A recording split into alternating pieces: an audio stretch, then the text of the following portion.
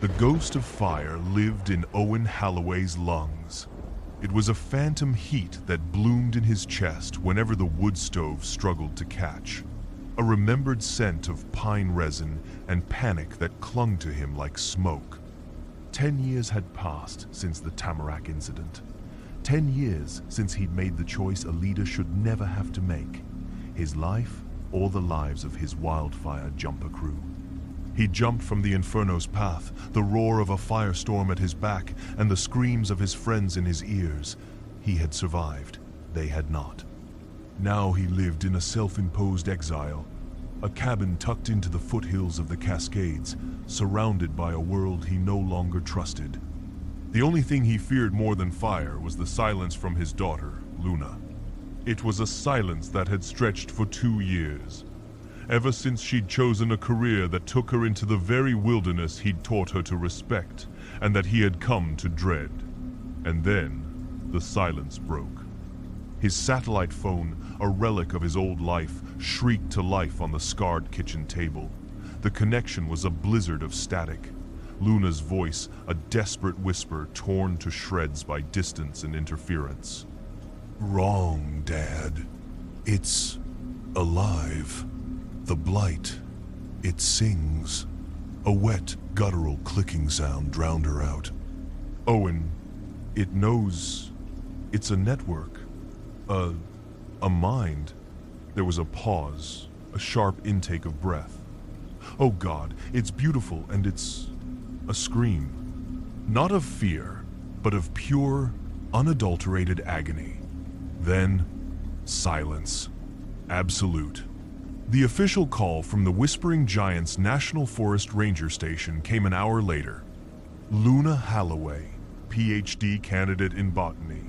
Officially overdue. Officially missing. Her research permit was for a study of the anomalous petrification blight in the forest's deep interior, a place Owen had explicitly forbidden her from entering. The Whispering Giants. A primeval maze of colossal redwoods, so vast and ancient they seemed to predate time itself. A place known for its perpetual, clammy fog that swallowed sound and a strange, creeping sickness that turned ancient trees to stone and twisted undergrowth into sickening, geometric spirals. He'd warned her. He'd told her that forest wasn't right, that some places were meant to be left alone. But Luna had his stubbornness, his need to understand the wild. She had gone anyway. He looked at his hands, calloused and steady, yet they trembled as he reached for the closet. Inside, his old gear waited like a patient ghost. The Kevlar-lined brush pants, the scuffed climbing boots, the worn pack that had seen him through 100 descents into hell. He hated this. He hated the feel of the familiar equipment, the memories it dredged up. But the screaming silence from the sat phone was worse than any memory. He had abandoned his crew once. He would not abandon his daughter. Owen Halloway was going back into the fire. The air at the trailhead of the Whispering Giants was thick and cold, heavy with the smell of damp earth and something else, something acrid and ancient, like deep stone. Fog coiled through the trunks of the redwoods, vast columns that vanished into a gray, featureless sky. They weren't trees, they were monuments in a graveyard, their silence an oppressive weight. Owen felt the familiar claustrophobia of the deep woods settle over him, a paradoxical feeling in a space so immense. A young man in the crisp green and gray of the Park Service stepped out from the ranger kiosk. He was sharp-featured and athletic, with an easy smile that didn't quite reach his eyes. "Owen Halloway? I'm Ranger Ben Carter. I'm coordinating the primary search grid." "I'm sorry we're meeting like this." "Any sign?" Owen's voice was gravel. "Her tent was found," Ben said, his tone professionally somber. "Her gear was there, research notes, but no sign of a struggle. It's like she just walked out into the fog." He gestured down the trail. "The search teams are working the southern ridge. I was about to head to a research plot near Sentinel Creek. It's our best lead. You're welcome to join me. Your expertise would be invaluable." Owen nodded. a knot of unease tightening in his gut. A ranger leaving the main search to check a secondary location alone felt off, but he had to start somewhere. Lead the way. As they moved deeper into the forest, the wrongness of the place became palpable. The blight was everywhere. Great redwoods stood like pillars of gray, petrified wood, their bark hardened into a stony carapace. Fungus grew in unnatural, spiraling fractals on their trunks. The undergrowth was a riot of twisted ferns and mosses that seemed to follow the same unsettling geometry. There were no birds, no squirrels chittering in the canopy. The silence was absolute, broken only by the crunch of their boots and the drip of condensation from unseen heights. "Ever see anything like this blight?" Owen asked, his eyes scanning the tree line, his old instincts screaming. "Omnigen, the biotech corp, has a research grant to study it," Ben replied. "A little too quickly. They think it's a unique lignifying fungus. Harmless, they say. Just weird." They found Luna's primary research plot in a small clearing. A portable spectrometer lay on its side, its screen cracked. Her notes were scattered, held down by rocks. Owen knelt, picking up a waterproof page. It was covered in Luna's frantic scrawl. "Mycelial network communicates via low-frequency resonance. Not just a fungus, it's a single organism. A grove mind. The spirals aren't decay, they're a language. It's learning. It's singing to me. Singing," Owen muttered, the word from her call chilling him to the bone. A sudden crackle of branches from the tree line snapped his head up.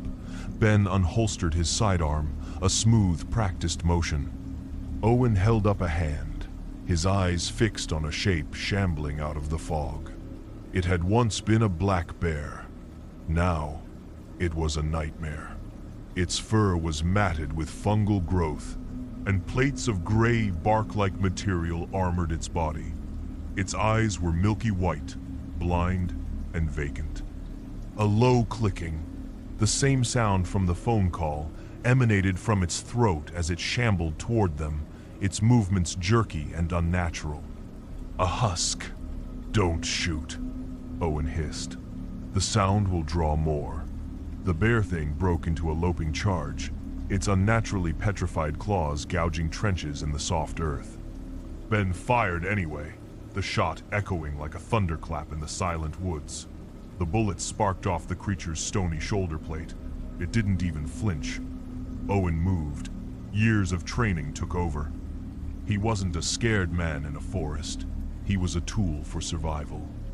He sidestepped the charge, pulling the heavy-bladed brush axe from his pack. As the husk lumbered past, he brought the axe down in a brutal two-handed arc, aiming for the back of its neck where the fungal plating was thinnest. The blade bit deep with a sickening crunch of bone and chitin. The thing shuddered, stumbled, and collapsed, its limbs twitching for a moment before falling still. Owen stood over it, breathing heavily, the phantom smell of smoke filling his nostrils. Ben lowered his pistol, his face pale. "My God, what was that?" "Not an animal," Owen said, looking at Ben. The ranger's fear seemed genuine, but his eyes kept darting toward his radio, a flicker of something else calculation in their depths. The seed of suspicion, planted earlier, began to sprout. They pressed on, Ben suggesting a route that would supposedly take them to higher ground for a better vantage point. He claimed it was a shortcut, but Owen's internal compass told him they were moving deeper, not higher, into a narrow, shadowed canyon. The air grew colder, thicker. Strange. Bioluminescent puffballs, the size of human fists, sprouted from the canyon walls, casting a sickly green and purple glow. "Spore traps," Owen murmured, recognizing the description from one of Luna's old textbooks on extremophile fungi. "Don't breathe deep," but it was too late. One of the puffballs near their feet ruptured with a soft phut, releasing a cloud of shimmering dust. Owen inhaled before he could stop himself. The world dissolved. He was back on Tamarack Ridge. The roar was deafening, a physical force that vibrated through his bones. The air was superheated, a blast furnace that seared his throat. Around him, the familiar shapes of his crew, Jackson, Maria, young kid named Pete, were silhouetted against a wall of advancing flame. They were screaming his name. "Owen, don't leave us! Jumper protocol, never alone!" The heat pressed in. The faces in the fire contorted, melting like wax, their accusations turning to gurgles of agony. He could smell his own hair singeing, feel the skin on his face tightening. His pyrophobia, a constant low hum of anxiety, exploded into a full-blown symphony of terror. He crumpled to his knees, clawing at his throat, trapped in a 10-year-old memory more real than the ground beneath him. He was burning. He was dying with them. A firm hand gripped his shoulder, shaking him. "Halloway! Snap out of it! It's not real!" Ben's voice cut through the roaring flames. The hallucination fractured, the fire receding into the sickly fungal glow of the canyon. Owen gasped, sucking in the cold, damp air. He was drenched in sweat, his heart hammering against his ribs. "You're okay," Ben said, helping him up. Nasty stuff. As Owen steadied himself, his gaze fell on Ben's wrist. Tucked beneath his jacket cuff was a small, sleek device with a blinking blue light. A personal air filter, high-end, corporate issue, and on its side, a logo he recognized from Luna's research grant proposal. A stylized double helix, Omnigen. The pieces clicked into place with sickening clarity. Ben wasn't coordinating a search. He wasn't a ranger leading him to safety. He was a shepherd, and Owen was the sheep. "You knew about the spores," Owen said, his voice flat and cold. Ben's friendly demeanor evaporated, replaced by a weary professionalism. "My instructions were to slow you down, test your capabilities. You're more resourceful than they anticipated." "They?" "Dr. Reed will explain everything. We're almost at the containment area." Ben's hand moved subtly toward his sidearm. Owen didn't give him the chance. He lunged, not at Ben, but at the canyon wall beside him. He slammed his boot into a large, unstable-looking rock formation he'd been eyeing for the last 20 yards. With a groan, a cascade of stone and dirt slid down, separating them. Ben stumbled back, raising his pistol, but Owen was already gone, melting into the shadows and fog of the blighted woods like a wraith. He was alone now, hunted by men and monsters, with only one trail to follow, the path of betrayal. Owen moved through the forest with a renewed purpose, the fear in his heart forged into a cold, hard diamond of rage. He was no longer just a father looking for his daughter, he was a predator on the hunt. He circled wide, using every trick of tracking and concealment he'd ever learned to follow Ben from a distance. The ranger, now openly speaking into his radio, led him unerringly toward the heart of the forest, to the base of a redwood so immense it defied belief. It was a living mountain of bark and wood, its upper reaches lost in the permanent mantle of fog. The Patriarch. A section of the massive tree's base was unnatural, a perfectly cut seam almost invisible against the gnarled bark. As Ben approached, it hissed open, revealing a tunnel lit by sterile white light. A hidden door. Ben stepped inside, and the door sealed behind him. Owen waited for an hour, letting the forest's oppressive silence reclaim the clearing. Then, using his climbing gear, he scaled the rock face opposite the entrance, finding a ventilation shaft cleverly disguised as a natural fissure. The air flowing out was warm and smelled of ozone and something else, something organic and deeply wrong.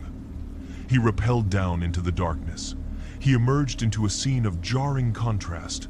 The shaft opened onto a catwalk overlooking a vast geothermal cavern.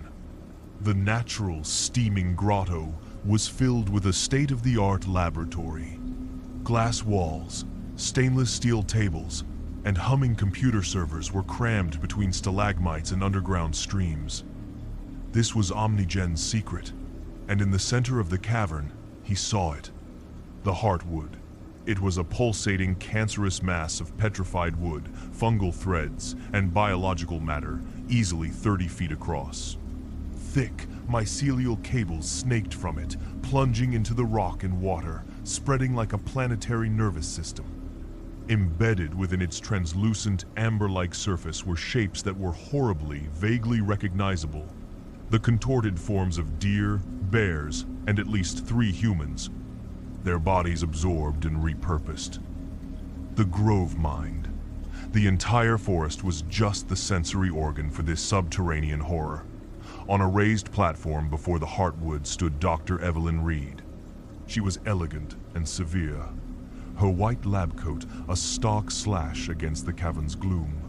Beside her, a team of Omnigen security troopers, armed with assault rifles, stood guard. And between them was Luna. His daughter was encased in a shimmering, semi-transparent cocoon, suspended by thick mycelial threads connecting her to the Heartwood. Her face was peaceful, her eyes closed, but a single tear traced a path down her cheek. Wires and probes ran from a console manned by Reed into the cocoon, monitoring her vital signs. The subject's neural pathways are beginning to synchronize with the host, Reed said, her voice crisp and devoid of emotion. She fought it. Her botanical knowledge gave her a unique resistance. But that same knowledge makes her the perfect Rosetta Stone. Once she's fully integrated, she won't just be a part of the Grove Mind. She'll be its voice, a voice we can command. And the father? It was Ben's voice, from a console nearby. He's proven too unpredictable, Reed replied coolly. When he shows up and he will eliminate him, he is a loose end. The world narrowed to a single point for Owen. His daughter, the monster, the architect of it all. He unslung his brush axe. The time for stealth was over. He dropped from the catwalk into the shadows behind a large server bank, the thud of his boots lost in the hiss of a geothermal vent. He took out the first guard with brutal efficiency, a single blow to the back of the head. He grabbed the man's rifle and a spare magazine. "Contact!" another guard yelled, seeing his partner fall. The cavern erupted in chaos. Alarms blared. Red lights flashed, painting the scene in an apocalyptic glow. Owen moved, a blur of motion, using the lab equipment for cover, firing controlled bursts. He was a wildfire jumper again, not fighting a fire, but moving through one, every instinct honed for survival in a chaotic environment. The gunfire and alarms agitated the Heartwood. A low, resonant hum filled the cavern, a sound that vibrated in Owen's bones. The thing was waking up. With a sound like tearing wood, a trio of Husk's former Omnigen personnel, by their tattered uniforms, tore themselves from the cavern wall and charged into the fray. The battle became a maelstrom. Omnigen troopers were firing at Owen, who was firing back, while the Husks attacked both sides indiscriminately. A massive, vine-like tendril lashed out from the Heartwood, snatching a trooper and pulling him screaming into its pulsating mass. Reed watched the chaos with cold fury. "Contain it! I need her alive!" she shrieked, gesturing at Luna's cocoon. Owen fought his way across the lab floor, the rifle eventually running dry. He threw it aside, axe back in hand, a primitive warrior in a sterile hell. He saw Ben, trying to get a clear shot at him. Owen hurled a heavy scientific instrument, knocking the rifle from the ranger's hands. He finally reached the platform. He was face to face with Reed, who held a sophisticated-looking sidearm pointed directly at Luna's cocoon. "One more step, Mr. Holloway, and I sever the connection. The biofeedback will kill her instantly," she said, her voice dangerously calm amidst the bedlam. "All this potential. A new genesis of life. You can't possibly comprehend what you're destroying." Owen froze. He was trapped. Behind him, the remaining soldiers were closing in. In front of him, Reed held his daughter's life in her hands. And all around them, the enraged Grove mind was tearing the lab and the cavern apart. Tendrils smashed consoles, and the shrieking hum rose in pitch. It was then that he smelled it. Faint beneath the ozone and the rot. The unmistakable rotten egg scent of methane. The geothermal vents. The cavern was full of it. His heart seized. Fire. The memory of Tamarack roared in his mind. The heat, the screams. His hand trembled. He looked at Luna's face, so still and peaceful in her horrifying prison. He had run from the fire once and lost his crew. If he ran from it now, he would lose his daughter. The choice was the same, but the man making it was not. His gaze fell to the last piece of his old kit on his belt. An emergency flare. "You're right," Owen said, his voice a low growl, his eyes locking with Reed's. "I don't comprehend. I just know you're not taking my daughter." His hand shot to his belt, twisting the cap off the flare. Reed's eyes widened in understanding, but she was too slow. Owen struck the flare against its ignition cap. A blinding magnesium glare filled the cavern.